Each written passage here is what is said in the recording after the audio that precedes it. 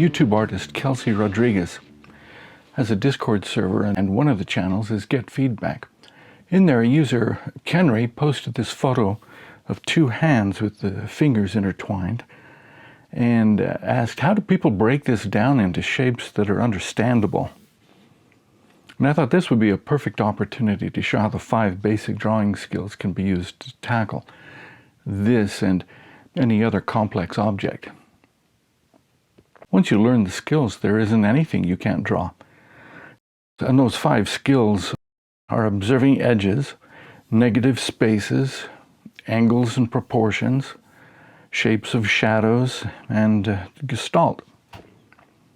I think what makes it the most difficult for beginning artists is that they look at something like this and they think of the things. How do you draw the hands? How do you draw the fingers? And they start thinking of you start naming those things, and those preconceived images in your mind start interfering with what you're really just looking at. So as a professional illustrator using these skills, the first thing I would do is see where it, I know that I want it in the paper in about the same place, but I have to get some sense of how tall it is compared to how wide it is. So from the top to the bottom, that halfway point is just like right about there. And I don't have to be real precise, but I just say that from there to there, that looks about even. Also, how does that compare with how wide it is? Is that how wide? And actually, it's just a little bit wider than it is that 1/2 measure, and it's close enough. So the first thing when I look at this, the first angle I see is that line from the arms. So I would just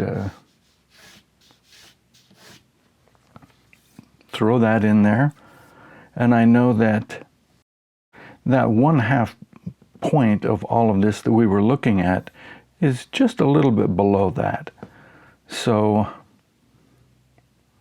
I can just estimate that and say, yeah, right about there. There's that halfway point. I know that the top of it is going to be there. 1, 2. I know all of that is going to be about in that same area.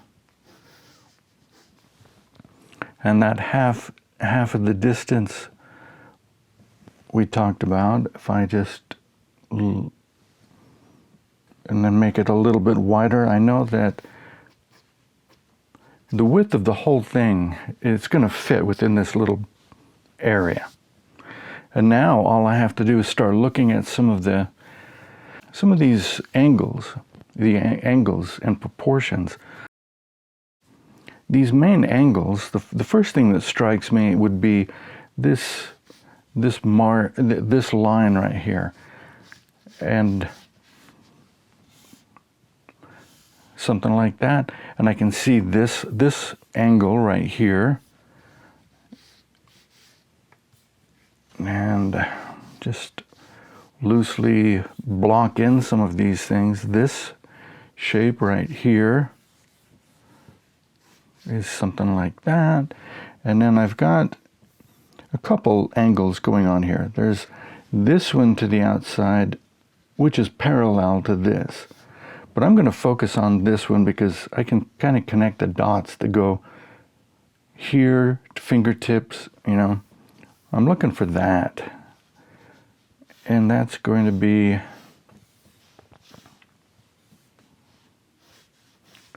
something like that. And I know that thumb, I can't say thumb. Don't name things.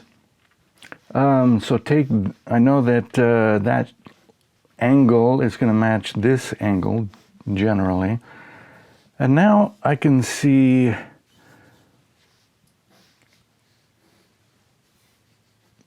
somewhere like this. I'm looking at that little angle right here in this turn and how it compares with the upper part right here. So I've got some of these basic things blocked in. Now we can start looking at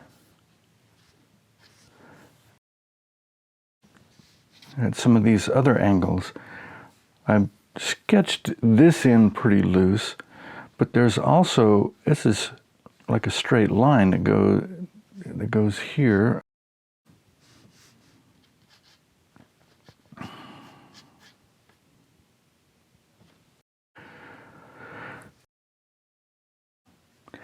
And now I can see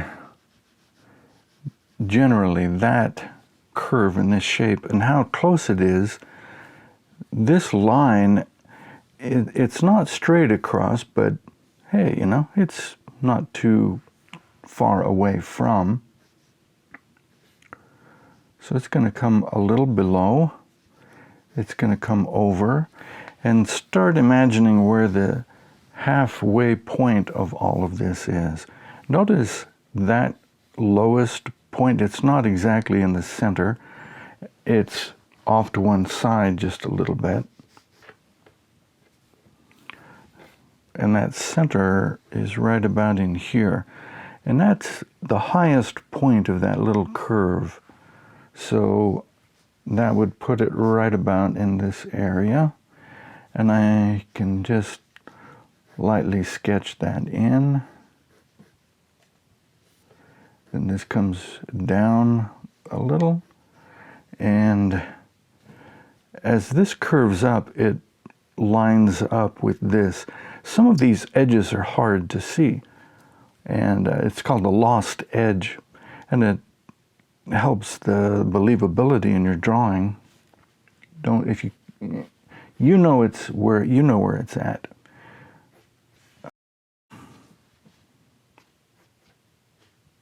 But you don't have to worry about sketching it in exact.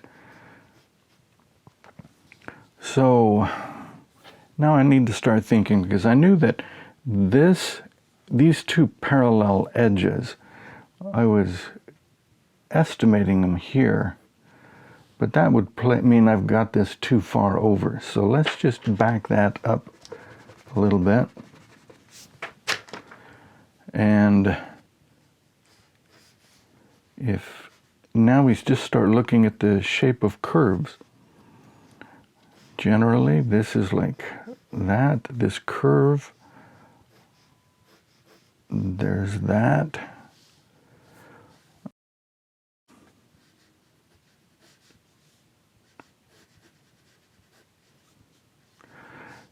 And now I can look at the negative space here in between.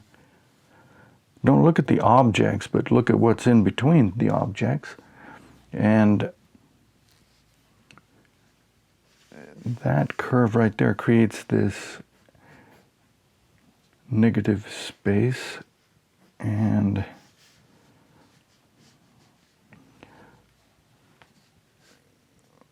from where this goes in this direction and changes direction to right here, look at how it compares with what's close by.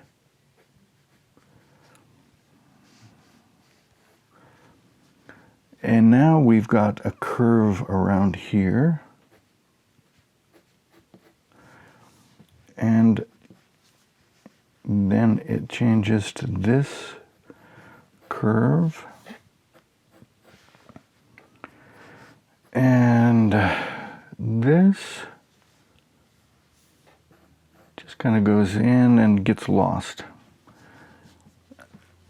And the top of this is lining up with this area right here. And the same coming out the other side. So, and there's a curve, a little bit of a curve, and then a dip going the other way a little bit. This is a downward curve. And now we can start looking at, let's focus on this and that little negative space, that notch right there.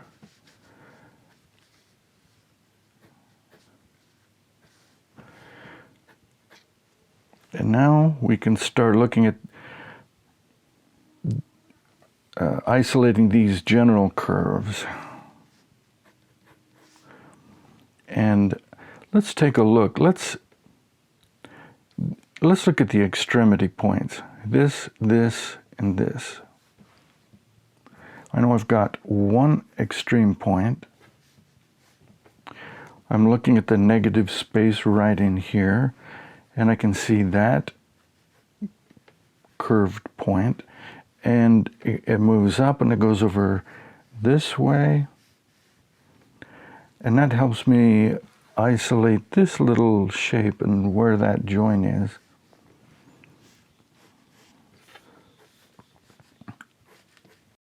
And that is, just look at that angle briefly. Then this creates an angle that comes up. And it does that. And now I've got this interesting inset right there. So this goes here. And now I can start looking at the negative space around here to help pinpoint that and this angle. And now I've got a few interesting curves. This curves in a little, it curves out a little. And then from here to here is this interesting angle. And then there's an inside curve a little bit, and then it notches in. And now I can start looking at, let's focus on this interesting shape. It's not parallel. This is going this way, this is coming down. And now I can get that little curve a little. I've got a curve, it comes in. And now I want to start looking at, we connected these dots here to here to here, and that helped. But now let's go from here to here to here. Here to here to here.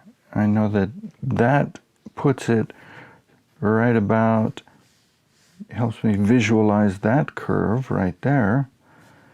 And now I get lost in the shadows. I don't know where, but I know where this is. So I can just kind of, let me back, before I look at that, I'm going to come back down here and look at this angle curves out and blends into this. And there's a triangle. Look at this triangle shape that creates that. So let's try to, and the point where this and this meet line up with about the, right there. If I bring that down to here, I get where these things should be joining. And this is in shadow, I can't really see it. But now I can see there's a little bit of a bump right here. And now look at these extreme points, this, and this. I'm looking at that angle, and I can see this, and where that point is.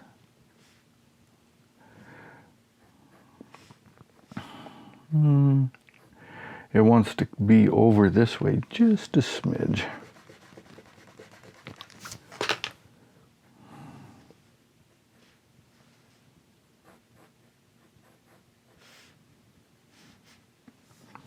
Just that. Then I've got that bump. Okay, that feels good. And then I've got this. Look at the negative space that's created right here. This comes around, and I know where that is.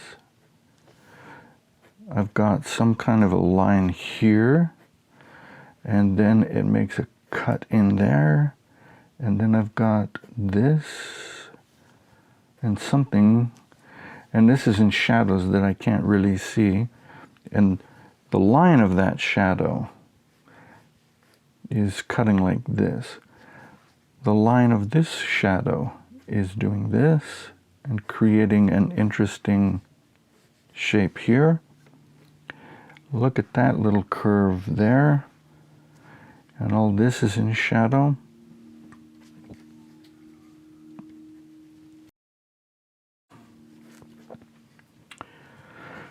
Anyway, the main shapes are already in place. Now I can look at where this curves in and lines up with that. The bottom of this curve is about where that is. And already I've pinpointed, now I'll go ahead and say the word fingers because they're all there. But I didn't, not once as I was doing this was I thinking fingers. Oh, that's the middle finger. That's the ring finger. You know, you're going to get lost and confused. But if you just focus, look at this interesting shape right there.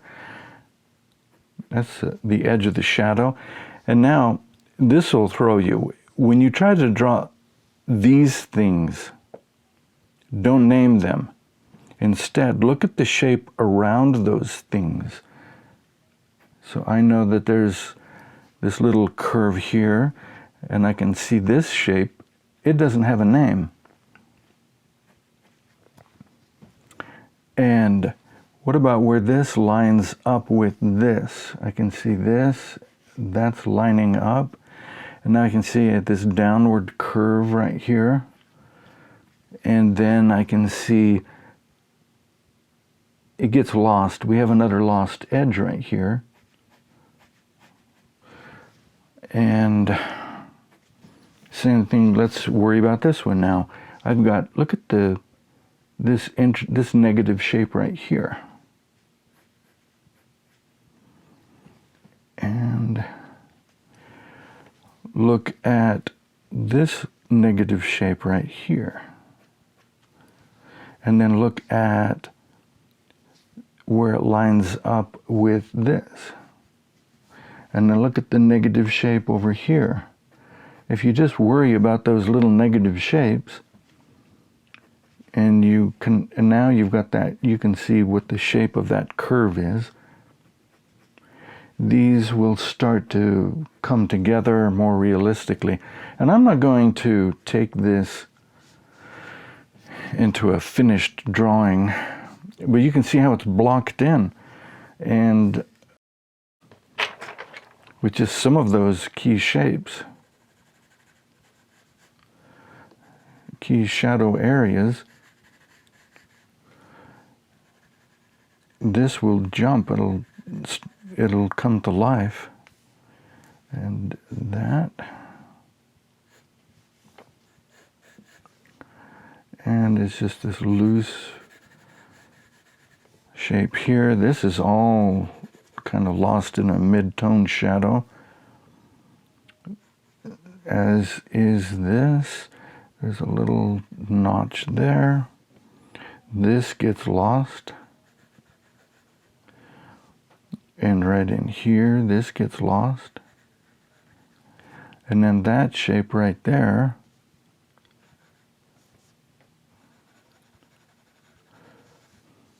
all of this gets lost.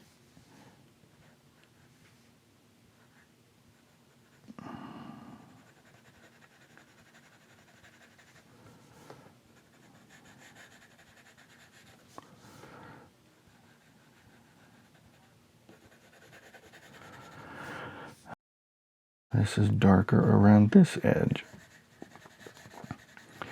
I mean, at this point, you can see where, if you take this, you can do pencil shading. Oh, actually, there's another thing, right?